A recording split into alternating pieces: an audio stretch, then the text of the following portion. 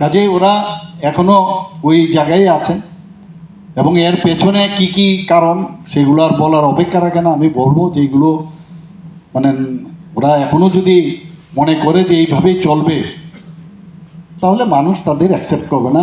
এবং অলরেডি কিন্তু খুঁজে পাওয়া যাচ্ছে না, এখন খুঁজে পাওয়া যাচ্ছে না, মাইক্রোস্কোপ দিয়ে এখন দেখতে হবে ওনাদেরকে।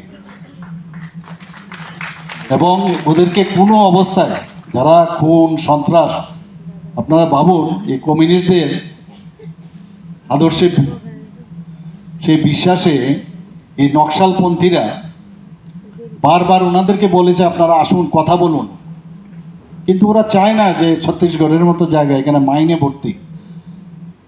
কারণ এখানে এই মাইন যদি সেখান থেকে এক্সট্রাক্ট হয় তাহলে দেশ তো এগিয়ে যাবে।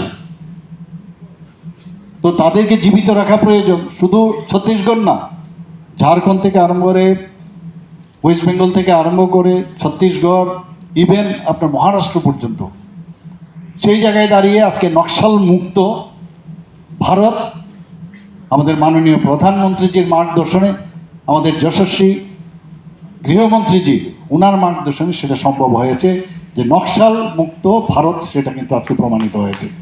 কত লোকের মৃত্যু হয়েছে, নর্থ ইস্টার্ন জন্য একই অবস্থা ছিল। আচ্ছা, টেররিস্ট ফ্রি ত্রিপুরা হয়েছে, তো ওনারা তো এই চিন্তায় আছেন। কি বলছেন যখন নিকেশ করলো সমস্ত লোকদের, তখন বলছে এটা ঠিক করা হয়নি, ওনাদের উচিত ছিল ওনাদের সাথে কথা বলার জন্য। ওনাদের সময়ই তো ত্রিপুরাতে টেররিস্ট সৃষ্টি হয়েছিল। আমরা তো সবাইকে নিয়ে, জাতি জনজাতি আমরা সবাই মিললে, আমরা বারবার যেটা বলছি, আমরা একসাথে আমরা থাকতে চাই, একসাথে আমরা বসবাস করতে চাই, সবাই শান্তি চায়। আজকে এই কারণে এটা প্রাসঙ্গিক ডক্টর শ্যামাপ্রসাদ মুখার্জির যে চিন্তা ভাবনা, দেশের অখণ্ডতার জন্য সবাই যদি আমরা কাজ করি,